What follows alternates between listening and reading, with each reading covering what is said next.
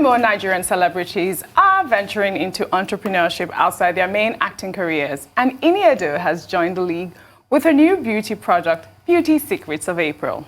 She'll be speaking on her new business, acting career, and the next frontier for Nollywood. Good morning, Miss Iniedo. Welcome to the morning show. Good morning, and Uche. thank you for joining us. Thank you for having me. You look beautiful in your fuchsia. Thank you. Is it fuchsia? Yes, I know that color. Yeah, it's fuchsia. It is? Okay, gosh, I didn't outnumber signs. Two taught me that color, so I Is know it? it. Yes, it is fuchsia. You look lovely. Thank you. You too. Thank you. As always. Well, Should I leave? Are you sure? Are you sure? I do for me here. All right. Meet So you. it's amazing to see how you've transitioned from this mega actress to becoming an entrepreneur now. Now, your product, your beauty line, Beauty Secrets of April. Tell us how that came about. Well, Beauty Secrets of April, it's a passion project of mine. You know, I've always liked skincare. I've always been all about skin right from when I was a child. And I mean, naturally, I've been blessed with a good skin. So I would like to say that. And, you know, then coming into the industry, being in front of the spotlight, people kept talking about how good my skin was. And then I realized there was a trend of people trying to change their skin tone. And most of the times when I talk to people or young girls, and then they'll be like, oh, because, I mean, it's hard for them to find products that can actually do much for them as brown-skinned women. So it became like a thing in my heart. I felt like I needed to fill that void. I needed to provide some kind of, you know, reassurance to brown-skinned girls that it's okay to maintain your skin. You just have to, you know, as long as it looks healthy and it looks, you know, youthful. I mean, you don't have to change your skin tone if you find the right products. So, you know, that put that passion in me to start researching and looking for ways where I can create a product line that can just really make the brown skin glow, not necessarily having to change your skin. And it's basically for all skin tones. It's for all skin types. What it just doesn't do is that it just doesn't change your original skin tone. And I love that. Yeah, it just revitalizes, it moisturizes, it gives you, it's anti-aging, and basically just to highlight what you already have. And it's not gender-based, right? It's not gender-based. It's not a gender-based product. Actually, natural product. I mean, I have a vitamin C range, which, of course, I mean, everybody needs vitamin C. We all know what vitamin C does to the skin. And there's a retinol range as well. So they're basically just natural products for every skin type and every gender, basically.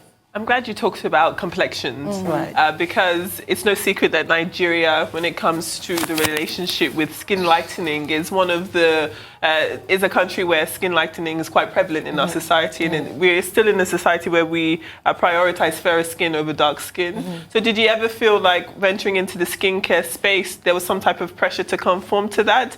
Because if you were to include it, you'd be appealing to a vast group of people right in this country. So did you feel as though trying to separate your business acumen to ethics, that it was a difficult decision to make? Right. Okay. So basically, to be honest, everybody, I mean, a lot of people have said to me, look, if you want to make money, you better go bleaching. I mean, that's where everybody's making money. Everybody wants to change their skin tone. But I felt like it was very contradictory to what my mission was. My mission was to be able to just make everybody proud and be able to glow in their own skin.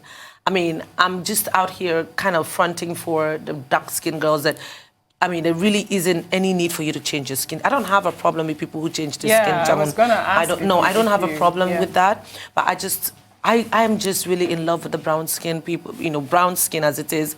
And I feel like if it's properly nurtured, I mean, I understand the fear and the worry and the concerns why people go trying to change their skin tone, because you feel like you need to be 2 tones lighter to be able to glow or to have a healthy skin.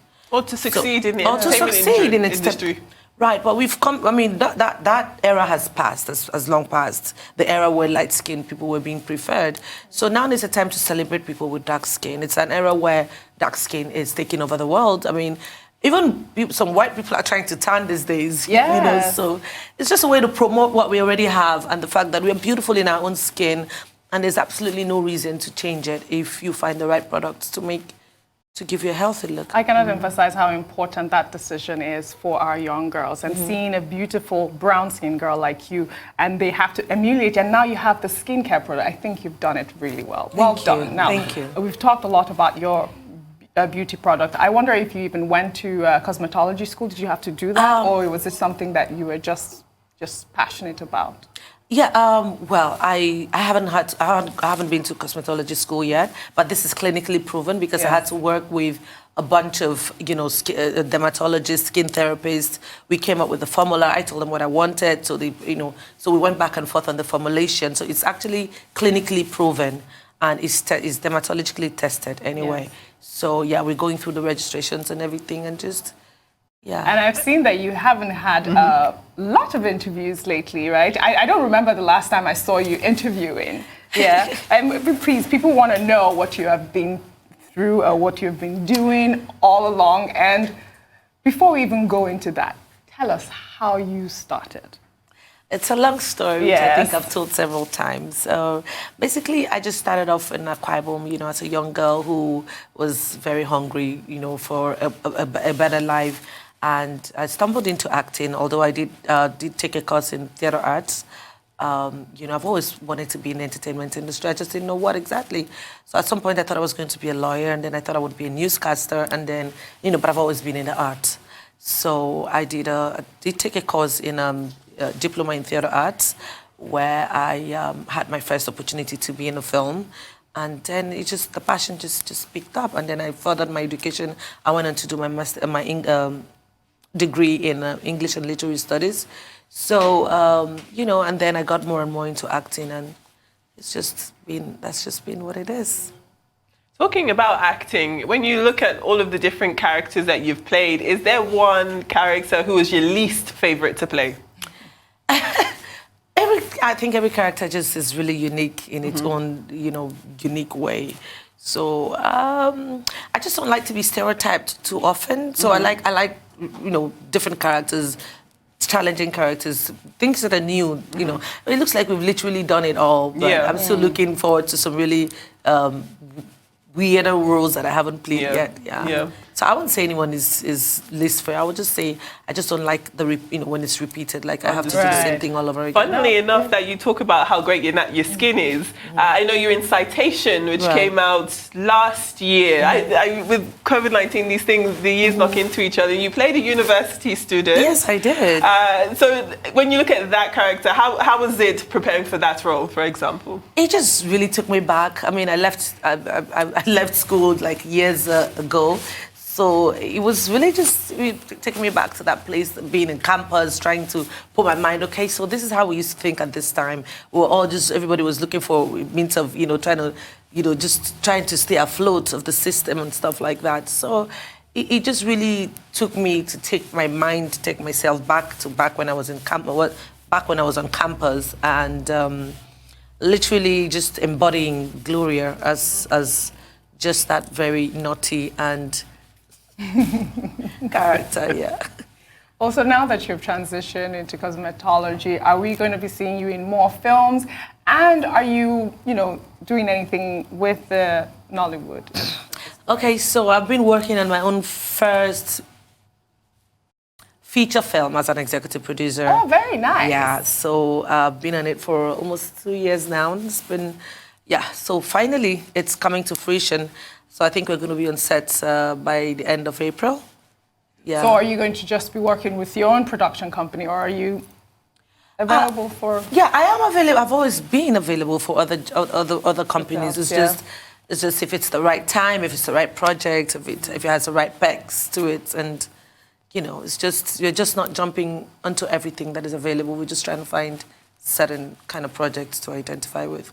But this project we're going to do in April, it's. By God's grace, it's going to be a good one. Yeah, you're an April baby. So yes, I am. I love April. Oh, we are birthday mates, just so you know. You are? Yes. No, not anymore. Okay. Well, let's see. I know that you're not just an actress. You're also, you have a foundation as well, and you do some sort of, NGO programs with girls. Talk to us about that. Okay, so last year we registered an NGO called GEMS, the Girl Empowerment and Mentorship Scheme.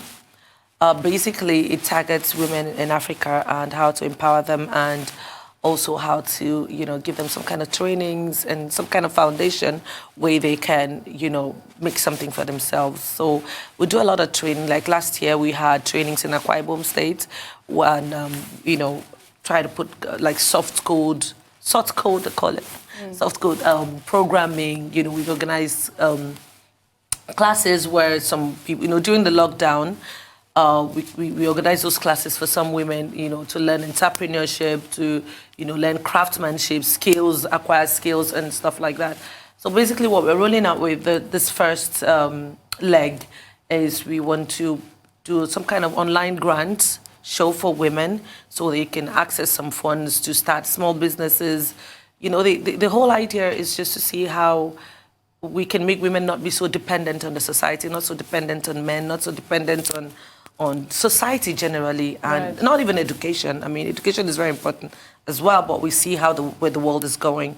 I feel like everybody needs to learn a trade, everybody needs to learn a skill, everybody needs to develop themselves just to prepare for the unexpected, just so you're not stranded. Because, I mean, during the lockdown, I had a lot of women reach out to me talking about what they were going through as a result of the sudden lockdown.